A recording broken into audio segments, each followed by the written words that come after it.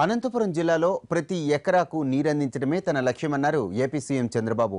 అనంతపురం జిల్లాలో పర్యటించిన సీఎం పుట్టపర్తిని సందర్శించి హంద్రీనీవా పనుల్ని పరిశీలించారు. తాను అనుకున్న లక్ష్యాలను సాధించే వరకు జిల్లాకు వస్తూనే ఉంటానన్నారు చంద్రబాబు.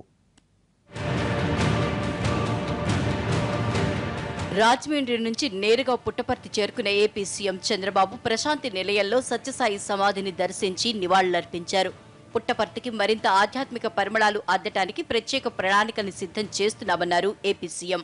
తొందరలోనే ఈ ట్రస్ట్ మెంబర్స్ తో ఒకసారి మాట్లాడి ప్రభుత్వం ఏం చేయాలి, ట్రస్ట్ ఏం చేయాలి, ఇంకా ఈ కేంద్రాన్ని ఏ విధంగా అభివృద్ధి చేస్తే ప్రపంచానికి ఉపయోగపడుతుంది, ఈ మెసేజెస్ ప్రపంచం మొత్తం ఏ విధంగా తీసుకుపోగలుగుతామో దానికి కార్యాచరణ ప్రణాళిక తయారు చేయాలనుకుంటున్నాం. హంద్రీనీవా సెకండ్ ఫేజ్ పనులను ఏరియల్ సర్వే ద్వారా పరిశీలించారు సీఎం చంద్రబాబు. అక్కడి నుండి జీడిపల్లి రిజర్వాయర్ కు చేరుకుని పనులపై అధికారులతో సమీక్ష నిర్వహించారు. సాధ్యమైనంత వేగంగా పనులు పూర్తి చేయాలని వారికి సూచించారు. ఆ తర్వాత స్థానిక రైతుల సమస్యల్ని అడిగి తెలుసుకున్నారు. ఈ రోజు 220-230 టీఎంసీ నీళ్లు ప్రకాశం బ్యారేజ్ నుంచి కృష్ణా డెల్టా, గుంటూరు, ప్రకాశానికి వాడుతున్నాం.